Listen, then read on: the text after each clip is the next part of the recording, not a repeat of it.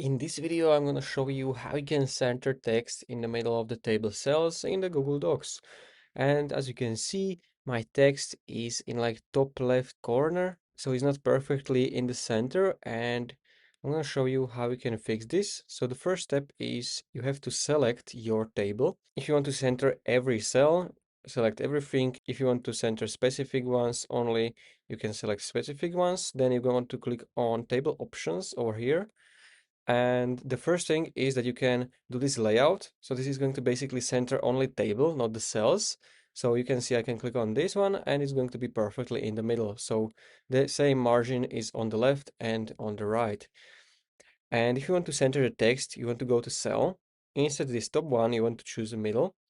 And you can see it's still not perfectly in the middle. It's still like on the left side. So another thing you have to do, you want to choose this align indent. And here you want to basically center align, or you can use the shortcut. And this is going to align it perfectly in the middle. And this is how you can center your text in the middle of the table cells. If you found this video helpful, consider subscribing for more tutorials like this one.